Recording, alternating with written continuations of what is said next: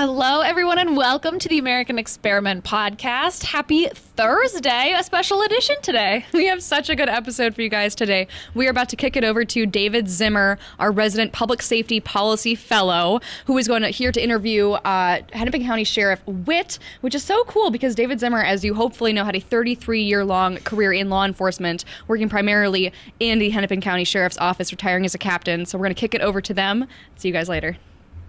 Well, hello and welcome to the Center of American Experiment podcast. I'm David Zimmer, the Public Safety Policy Fellow with Center of the American Experiment.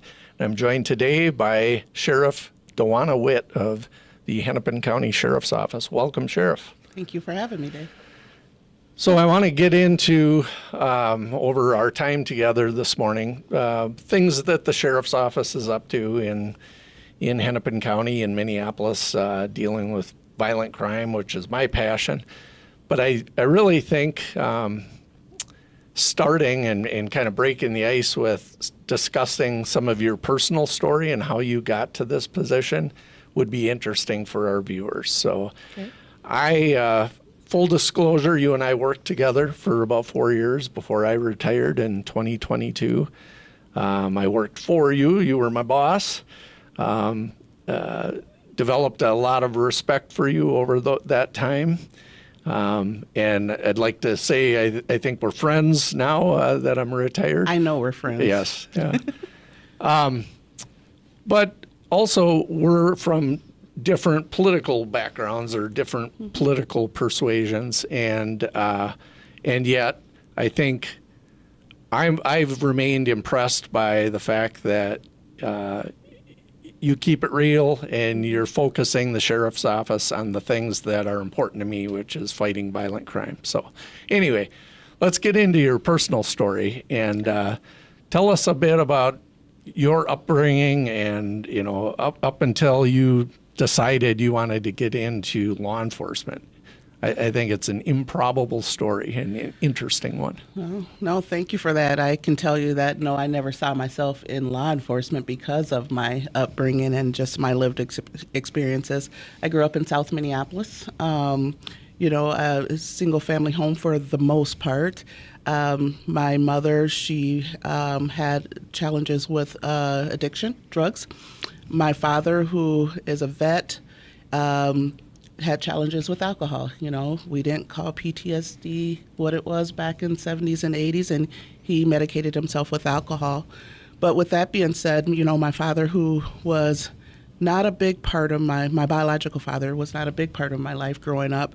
My stepfather was. I was one of 5 kids in my home. I can tell you us 5 kids had lives that no kid should have, you know, where there was a lot of abuse of every kind.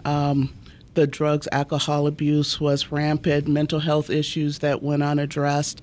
And, you know, my family, my mother's side, you know, a lot of violence is in terms of gang violence. You know, I have quite a few family members that were very involved in gangs growing up, which meant welcoming not only violence to our doors, but law enforcement.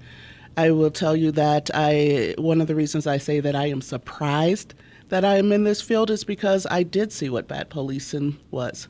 I can tell you as kids, we were called names that no child should be called, especially by somebody wearing a uniform and a badge. That was my upbringing. But anyhow, at age 15, I became a mom. And when that happened, I knew I did not want my child to be brought up in the environment that I was raised in. I ultimately gave my daughter to her father, who is now my husband. And I had to go live in a shelter. It was in St. Paul called Arlington House. I was the only youth there, again, age 15, that was there because on a voluntary basis. Every other youth that was there because they were somehow involved with the justice system. After several months being there and separated from my daughter, I got into another program. It was called Juvenile Horizons, also in St. Paul, Wilder Foundation program. And that program was for young moms, often under the age of 18, And we lived there to learn independent living skills, parenting skills, deal with whatever mental health issues that were going on, basically building us up to survive in the world as it was then. While there, again, I was the only person there on a voluntary basis. Every other mom was there because they were involved with, if not the legal system, child protection system. But for me, it was about being safe and trying to give my daughter a real shot at life. After several months of being there, I moved into my first apartment in Dinkytown, 16 years of age. I enrolled myself at South High School. One of the reasons I chose South High School is because it had what was called the MICE programs, which stood for Mothers and Infants Continuing Education. And while there, I should back up a little bit. I had the world's best Hennepin County social worker during this time who was teaching me to not only like myself, but to love myself and telling me, yes, you can, because I was used to people telling me, no, you can't, or putting you down. And I'm glad you bring her up because we've talked a lot about your history, and that's the one theme or one person that you always credit with turning your life around. So tell us a little bit about her and what she did for you. Well, I can tell you it was awkward at first because, again, the environment I grew up in is you don't talk about your home life. You don't talk about what's going in there. But this woman, her name is Maggie, she stood by me. She believed me. When I say she believed me, I can tell you between me and my siblings, I feel very strongly in saying that the school systems failed us, the legal system failed us, child protection failed us. The things that we endured were quite obvious. But, my mother who's no longer with us, I will tell you this, I love my mom. I love her forever and forever and forever. But she was great at beating the system. And she, somebody who worked the system, not only worked in the system, but she was good. But we were failed. And Maggie was a person who was not believing the hogwash. She believed me. And not only did she believe me, she acted on it. I would tell you it was age 15. When my daughter was only a month old before I left, we had moved from South Minneapolis to Brooklyn Park. And I was told to go to a store to cash a money order. And next thing I know, I have law enforcement with guns to my head. I'm a 15-year-old girl there to cash a money order. The money order was fraudulent. It's one my mother gave to me. And I was arrested and taken to the Brooklyn Park Police Department. And I remember being interviewed by them, and I told them everything. I told them, this isn't mine. This is something my mom told me to do if I wanted diapers for my baby. Long story short, they released me to my mother. And we didn't have a car then, so I remember walking back from the police department to our home, and I was scared to death. It's like, what is going to happen now? Yeah. I told Maggie, and I can't tell you for sure that it was a day later, but it seemed almost immediate, where I remember her picking me and my daughter up in that driveway. And that was one of the hardest parts of my life, because as she's backing out of that driveway, my mother wasn't home at that time. My youngest brother and sister were in the driveway crying. They knew I wasn't coming back. And that still hits me hard because I knew where I was leaving them. But I'm 15. What am I going to do? But then Maggie kept believing me. She kept making sure that she was not pressured by my mom. And I mean, she was threatened by my family, and again, I've had some very scary family members, and she did not back down. And here's this little woman, 5'2", this big red hair, and she just was right there. But it was uncomfortable with Maggie at first. It's like, even though I was listening to her, didn't trust her. It's like, okay, and why is she nice to me? Because for me, when people were nice to me, what I learned is it's because people wanted something from you. It wasn't genuine. They wanted something. But she went through the system, helped get me emancipated. She did not back down from the threats that were made to her, helping me get enrolled in school. And she was still there teaching me what a good support system looks like, basically. And with that, she knew I loved sports. So that's the one thing I will tell you. As growing up, I was really good at sports. I know people look like, yeah, right. No, I could beat any girl, any boy in any sport. It never mattered. Okay.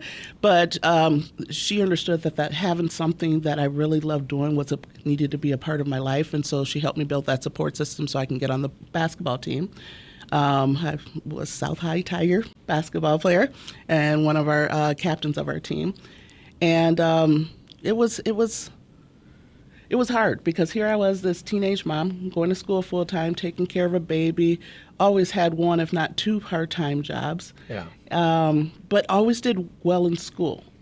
Earned several scholarships, one of which was the Allen Page Scholarship.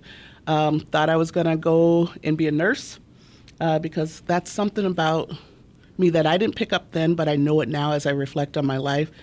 Everything that I've done was always about helping people. Till this very day, I look at it when people say, are you taking care of yourself? I thrive off of taking care of other people and not always putting myself first. That's just who I am. Not the healthiest thing sometimes, but yeah, that's what I thrive off of. But chose the College of St. Catherine. Was in the nursing program. There was this one class called Fluid and Electrolytes. Let's just say, Dave, that we did not like each other. I could not pass that class to save my life, but that had to happen because what it did is it made me take a step back. It changed my major. My original degree is chemical dependency and family therapy from the College of St. Catherine. Got involved with working with nonprofit agencies and helping people in the communities that I grew up in and helping people that were like me. And where I've always gravitated towards was our young people. One of my biggest fears to this day is overlooking kids that need our help because I know what that feels like. And so it was through working through nonprofits that I had a couple of critical incidences that I wasn't quite prepared for. Because as I say all this to you, the one thing, again, that I was never good at was putting me first and taking care of myself. A friend of mine at the time who was a juvenile probation officer, for our lunch break, we went on a tour of the Hennepin County Jail. And when we did that tour at the end, the female detention deputy, Hale was her last name, said, hey, you know what, we need more women and women of color doing this work. And I thought, that's different. To me, that was different from law enforcement that I've seen in the community in and out of squad cars. And I was like, maybe this is something I can do. And I applied, and I'll tell you what, I didn't think that I would get hired. I thought, okay, they're going to see the family that I come from. Even though I had no criminal background, there's going to be a lot of criminal inquiries as a victim or a reporting party. Yeah. And I'm like, there's no way they're going to accept me. And, you know, through my background process, I was questioned on all those things that I thought that that would be brought up. In fact, I was made to feel very little, in a way I would say shamed for being a victim or a reporting party. But lo and behold, they did hire me as a detention deputy. And that was in 2000? It was technically 1999. Okay. Yep, and then I started my class in 2000, yes. Sheriff McGowan? Yes. All right. And so you served as a detention deputy for how many years? For a little bit over 4 years. In the jail? Yep. And that was one of the best experiences for me, though. You know, working the Sally Port of the Hennepin County Jail, where I had to have more encounters with law enforcement, right? Those interactions needed to happen for me to come to terms with, wait a minute, they're not all bad. They're not all dishonest. I can tell you, I was that person who did not feel comfortable, did not trust because of my experiences. Yeah. You know, it's amazing how those negative experiences can take over a person's life. But it didn't fit my narrative anymore because I was having conversations. I got to know people, and make no mistake, I still saw some bad ones, but I saw more good police. Yep. And that inspired me to go back to school to become a licensed peace officer. All right. So when did you become a licensed peace officer, and where did you go to work to do that? So I went to Normandale to get my law enforcement certificate. Then I had to go to skills. I applied to the Hennepin County Sheriff's Office to be a licensed peace officer there several times. I was not chosen. Okay. I then applied to three other agencies: St. Paul PD, Bloomington PD, and Dakota County Sheriff's Office. Dakota County Sheriff's Office is where I ended up. I think about that not my first interview, but my final interview there, where it was then Sheriff Goodmanson and Chief Deputy Bellows at the time, who later became the sheriff there. And we had a conversation. It wasn't like a Q&A. It was a conversation, getting to really know who you are. And even they asked, like, why would somebody want to leave Hennepin to come to Dakota? And, I told them that, well, they didn't hire me, and I told them about a conversation that I heard with my supervisors. And what I had were two leaders that understood the various lenses that I have from my lived experiences and how that could be a benefit to public safety. Yeah. So how did they put that to work, or how did you put that to work? I know you were really focused in juvenile work as Yes. a Dakota County sheriff. Well, they knew that my passion, I should say during all of this time too, one of the things I did, and it started out of being a Page Scholar recipient, is volunteering, my time with youth, being a basketball coach and a softball coach. They knew that that's what I love to do. So not too long after hiring me, ensured that I had those things, like I was an Explorer advisor. And then going on to be a school resource officer. And funny story about that is, so we had setting forth schools for the Dakota County Sheriff's Office. So setting forth schools are going to be some of your more difficult kids because of mental or behavioral challenges that the kids are experiencing and don't do well in mainstream schools. And I remember hearing the stories from the deputies out there about the schools. And I remember my Captain Jim Rogers, he said, "Hey, I think you should go to the school." And he tells me, "I just don't think you'll be surprised by what you see." I was actually offended when he said that. I'm like, well, what's that supposed to mean, right? Okay, me, the city girl, right? But Captain Rogers was absolutely right. I saw a lot of kids that I was familiar with how they behaved or how they responded and how they were treated from various professions. And I will tell you, I ended up being a school resource officer for 6 years, which a lot of the deputies thanked me for, because our deal was if somebody didn't select to be in those schools, it was a low person on the seniority poll. So trust me, there was a lot of respect earned because I chose to be there. And it was one of the most rewarding things of my career. I used to say that I'm going to end my career being a school resource officer, but just continuing to put me in places like that while pushing me to also go back to school and into leadership roles. One of the things I had learned early on in my career is that it did me no good not to talk about me and where I come from and why I see things the way that I do. The way I looked at it is like, and still feel that sometimes that this happens in agencies where they want you to conform to be the same. And that's not something that I was comfortable with. And I had to say, no, I'm better being me and being more comfortable telling people about who I am, my past, the experiences that I have. Ultimately, going back to school again to get a degree in policing. And then going back for my graduate degree to double major in public safety administration and management. All of these things were happening, but I got to tell you, I enjoyed it. I enjoyed every bit of it because it was making a better me, something that I never saw would be a part of who I am. Yeah.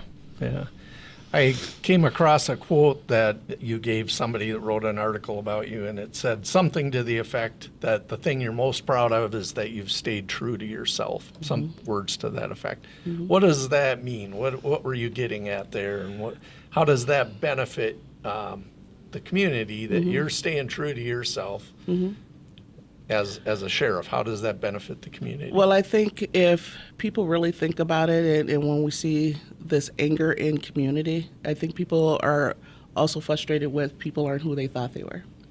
And while some of that may not be to any fault of the individual, some of it is. If you say something, then you do something. If you make a mistake, you own it. But for me, staying true to who I am is, when we had the unrest in downtown, I'm going to specifically talk about downtown. And I remember one night where people were trying to lock us in the jail. And it was violent. They were even throwing like cocktails, whatever. Cocktails, yeah, okay, at there. But, as I was a major then, you know what? I went out there with the people who I oversaw, right? As the major, the jail and courts were under my purview. But I remember standing out there, and there was another black female deputy that was right there next to me. And I think as far as the verbal abuse, me and her got it the most. And it was coming from people who looked like us. And the things that they were calling us, such as like traitor, wrong side of the law, and the names, it hurt me very deeply.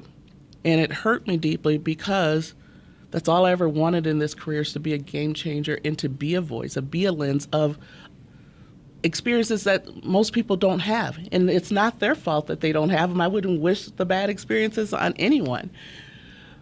But what I felt like is the community that accepted me no longer accepted me, and that was not okay with me. As easy as it could have been to just stay behind a desk and push papers and things like that, I kept going out there and talking to people, and yeah, there were a lot of times where people were angry with me. Yeah. It wasn't the time to retreat in an office and be there. It's like they needed answers. And so what I also found is there were people who did want, they wanted answers.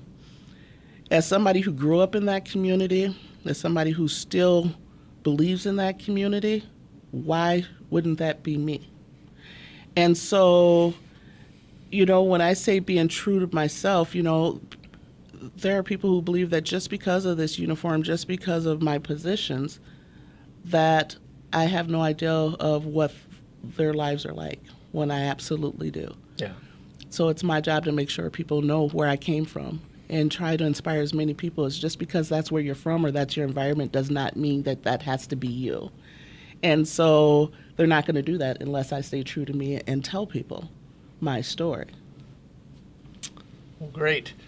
Thanks for sharing that personal story. Again, I think it's an amazing story. There's so many people would have grown up the way you did and in the environment you did and rejected law enforcement and not been open-minded to saying, hey, maybe all law enforcement isn't bad and maybe I can get into that profession and make some positive change. So thank you for doing that. No, and thank you for saying that. And you're absolutely right. I can tell you that there's some of my family that hate that I'm in this field. Yeah. I've lost friends because of this field. But I've also gained family and friends because of this field. So, we just got to keep our eye on the prize and really remember the purpose of why we're doing what we're doing. And you take the good with the bad and don't lose yourself in it. That's why it's important to stay true to yourself, because if you lose yourself in all of this rhetoric, you got nothing. Yeah, yeah. So a couple interesting facts. The first Hennepin County Sheriff was elected in 1852, and over the next 171 years, 28 other sheriffs were elected, all white males. And then you kind of broke those barriers in not only gender, but race. And if I'm not mistaken, I can only think of maybe one other female sheriff ever elected in the state, Sheriff Lake, up what county? Carlton County, I believe, yes. Yeah. So congratulations on breaking those barriers. Thank you. Job well done. So let's get into some of the meat and potatoes of being a sheriff and being a sheriff in the biggest county in the state and a county that, admittedly, I hope we can all admit, it has some violent crime issues and that they're not going away. And I'll just editorialize here a bit. A lot of people on the left, I would say, want to minimize or reject the impact that law enforcement can have on combating violent crime.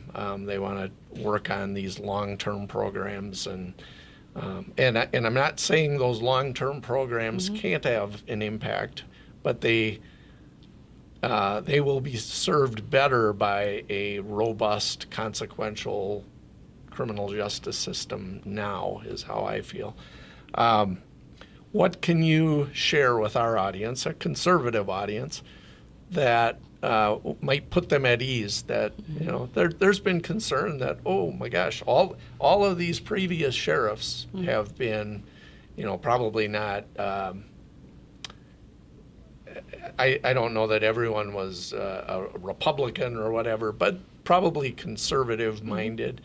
And you're the first sheriff in Hennepin County that was elected with DFL backing. So what can you say to our audience that might help put them at ease that you are a law and order sheriff? I know you are. I want to give you the opportunity to. No, thank you for that. What I think that needs to be said here is, doesn't matter if you're right or left.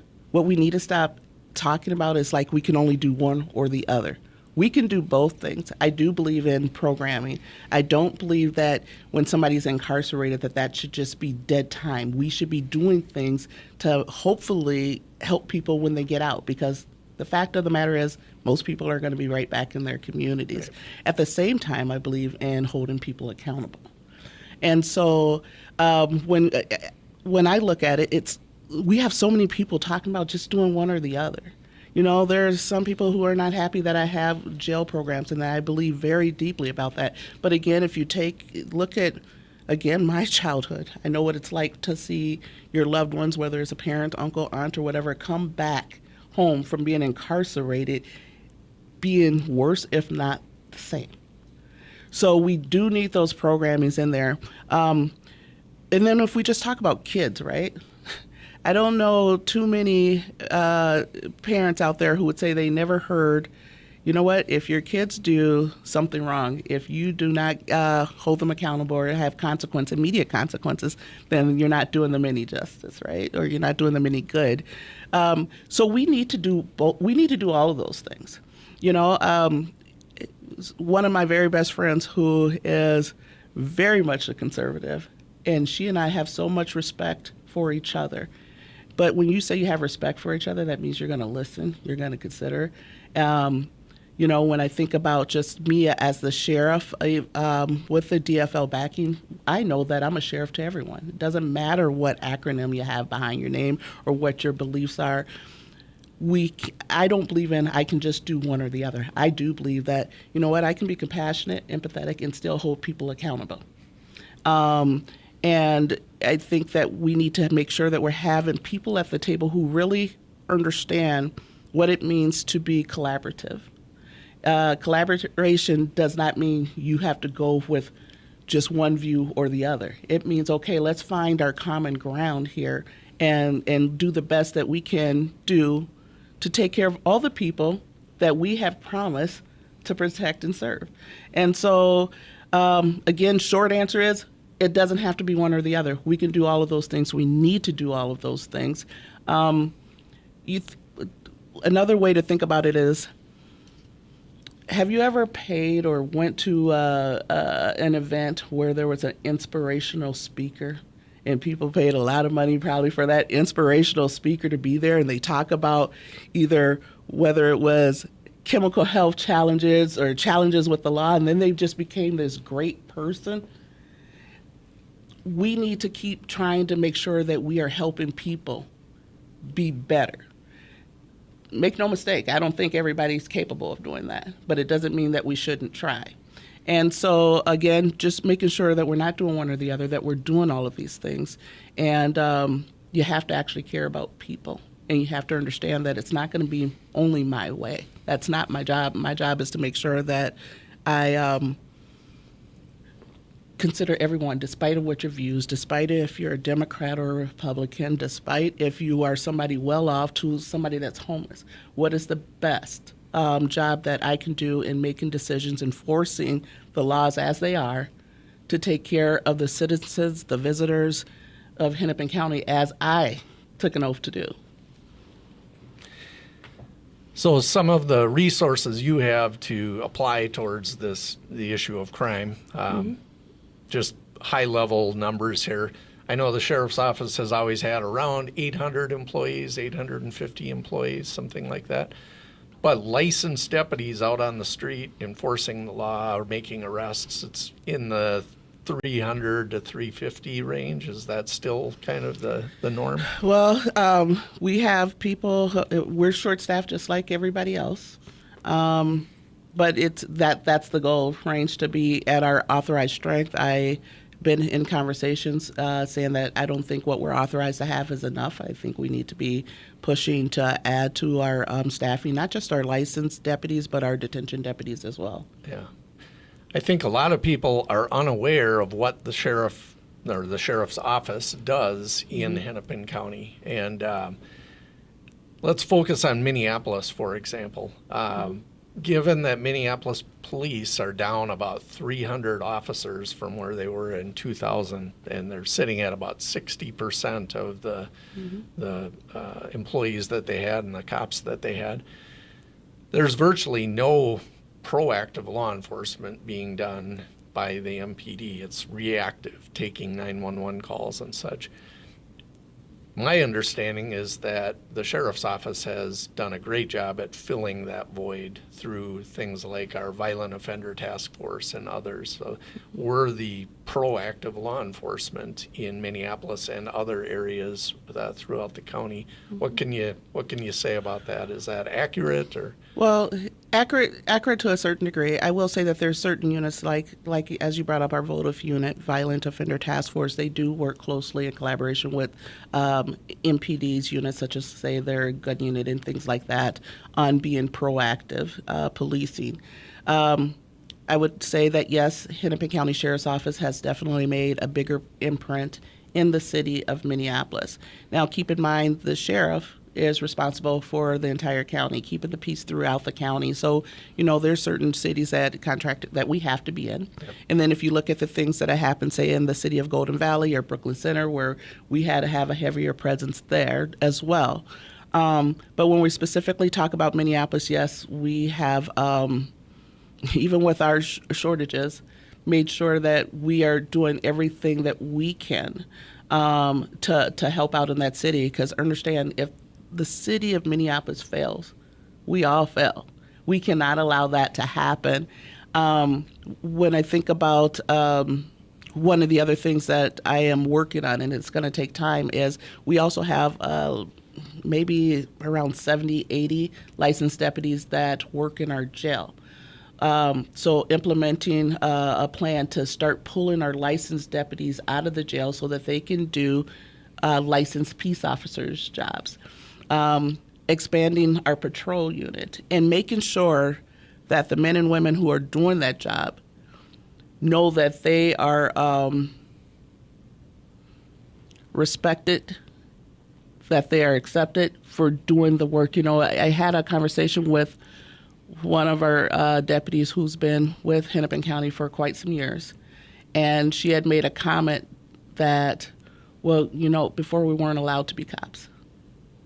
And I'm like, well, what does that mean? You're a licensed peace officer. Under my watch, they are going to have all the backing they need to be the licensed peace officers and make sure that we are any and everywhere in Hennepin County, to include the city of Minneapolis, to do the job that we took an oath to do. And so, it's interesting because not everybody feels okay with that. Everything has a cost to it too, but that can't be how we allow ourselves to decide where we're going to be. We follow the trends. We're where we need to be. while at the same time still working on how can we make sure we have even a bigger impression.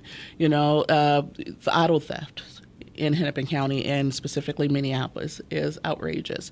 And then when you think about the other cities where the numbers are high, just not as high as Minneapolis, say the Brooklyn Park, Brooklyn Center, Bloomington,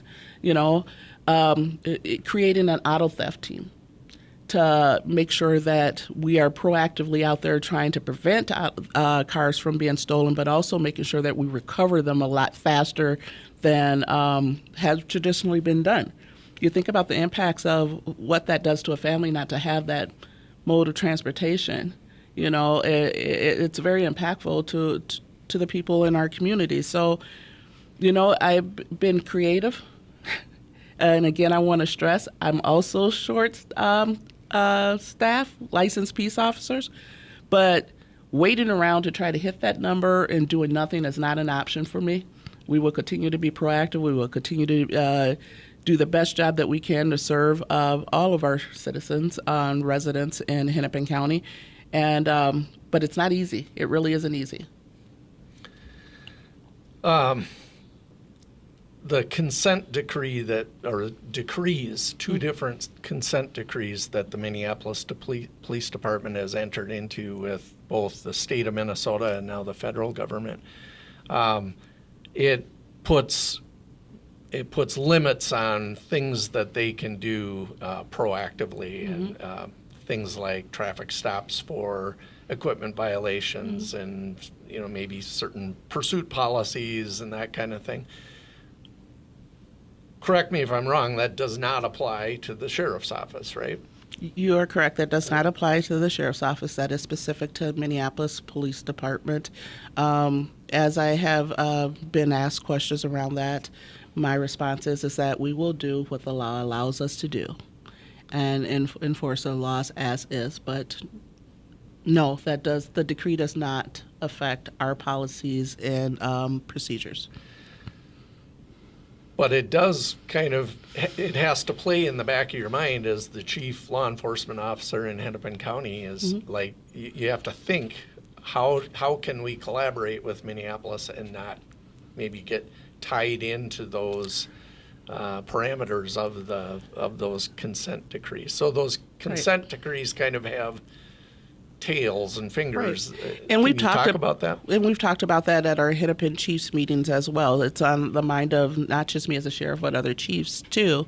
One example that I'll bring up, and I remember there was a news story on it too, where one of our units was chasing some pretty bad guys. They ultimately, the car was immobilized, and one of the occupants of the vehicle gets out and tries to run while a gun drops from his waistband. And when he is caught, his first response was, "You're not supposed to chase me." So they know, the criminals on the street know the parameters that MPD is now having to deal with. Let's just say this. Just because you're a criminal don't mean you're stupid. Right. Let's just get that out of the way. There are people that are paying attention to what agencies can and cannot do. We know that there's inconsistencies throughout the state on who can chase and who can't chase and the different policies. So what we need to be mindful of, I will say, for all of our law enforcement leaders is making sure that we are educating the public as much as possible as to what we will and will not do. I imagine that the consent decrees will cause some confusion to people in the city of Minneapolis because of the differences. But this is where we got to go back to our boots on the ground people and making sure that no matter what type of call you're on, you're being respectful and you're following the laws, you're following your policies and procedures. And with that, know that your sheriff and chief has your back. You have to do those things. We will be challenged on things, no doubt. But again, as I said, if the law allows us to do something, then that's what we're going to do. I think that point you just made, that the deputies knowing that you have their back to go out and do, constitutional and legal law enforcement, but be aggressive and do everything you have to do within the law to help curtail the violent crime in Hennepin County. And again, though, I want to bring it back. You can be aggressive and professional at the same time. Absolutely. As I said, I've seen bad policing. It does not give anyone, I don't care what uniform it is you're wearing, what badge you're wearing, the right to be a jerk to people. Right. Treat people with respect. We did sign up for this job. We know that we're going to have people that have no respect for what we do. Don't let them take you down that rabbit hole, because it's those kind of things that we know that, let's say, that is being used against us, right? This person can be a jerk. I got to be mindful. You know me. I would love to curse right now, but can be a jerk to you, and you could have that person dead to rights as far as why you're arresting someone. So don't let the distraction be because you deviate from being professional and doing your job, because that's the things that, say, myself and chiefs are battling, is people lose sight of why we're there and why we're doing that job, and start focusing on, oh, well, this is what the deputy said, this is what the trooper said, this is what the officer said. Let's not lose sight on why we are doing our jobs. And so deputies, officers, troopers, please make it easier for us chiefs, as we are backing you, because we will back you. Perfect. Yeah. So I know your Sheriff's Office X feed and the Facebook feed, they'll highlight some of the success stories that the deputies are having out on the street. Mm-hmm. Can you think of any off the top of your head that you're particularly proud of recently, where deputies have seized a dozen guns or arrested some murder suspect or something? Can you share any recent success stories? And I know one of our sergeants who just made a DWI arrest on someone who had been convicted of 21 prior DWIs. But to say that specifically, Dave, we're seeing so much good active police work that are resulting in people who should rightfully be arrested, and yet, it's interesting because what I'm seeing with law enforcement, they don't want to be highlighted for that good work, and it's not more so because they don't want people to know, but being afraid that people are going to come after them one day, if and when they mess up. Oh. But one of the things that I've said to our people at Hennepin County Sheriff's Office is we have to write the narrative. We can't allow people to do that for us. And so one of the best ways to do that is to continue to highlight the good work that we are doing day in and day out. I mean, the stuff on social media, there's so much more things that I would love to put out there, but of course I have to worry about, making sure not too much is out there, because there's still got to be the judicial process and going through courts and stuff like that. But it's amazing. Like, if you look at today is a Law Enforcement Appreciation Day. How many people hear it enough that thank you for being here, thank you for doing your job, thank you for wearing that uniform? We have to, as law enforcement leaders, make sure that we are highlighting all the good things that our men and women are doing, as we know there will be people that try to discredit the jobs that we do. So there's not one thing. I'm just blessed to have so many good men and women that are good at their job, and I'm going to try to do our best to highlight it as much as possible. It is a good department. I mean, I'm partial to it, but that's a dang good department. It really is. So thanks for continuing to lead it in a positive way. So let's wrap up by you give us your self-eval. How did you do in the first 2 years, and would you change anything? And what have you learned in those first 2 years? You got 2 more years in your first term, and going to do anything differently? I wouldn't say I would do anything differently. I would say what I've learned is not everybody is authentic as I am. I have more value in authentic relationships, no matter what side of the political fence you're on.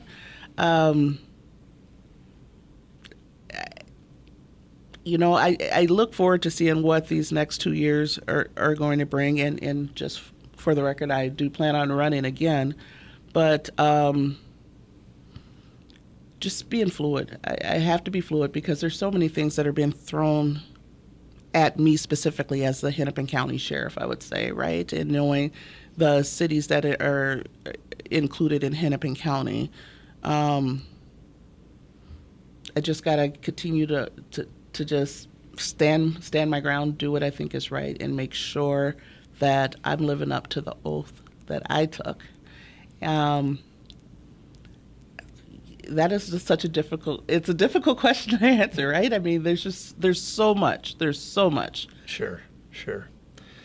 Well, with that, thank you. In light of it being Law Enforcement Appreciation Day, thank you for being a senior law enforcement officer, and thank all your deputies for what they're doing out on the street, including my son, by the way. Yes. So I'm proud of that. And I'd like to have you back in the future. There's so many things we could talk about. You kind of hinted at some of the programs in jail that you've got going, like the HOPE program. And we could talk for hours here about some of those things. But I like that idea, and I think it's an idea that conservatives can get behind too, is people in jail and in prison are going to get back out on the street for the most part. And we should all want them to be better when they get back out on the street than when they went in. So I appreciate the efforts that the sheriff's office is doing with that respect. There's things in the crime lab that are going on. We've had the DOC, it's not a consent decree, but a DOC effort to reduce jail populations in the Hennepin County Jail. Just a lot to say about that. Yeah, a myriad of topics we could talk about, but maybe we'll have you on in the future so we're not producing a 2-hour podcast here today. It would be my pleasure. All right. Well, thank you, Sheriff. Thank you. And thank you for tuning in.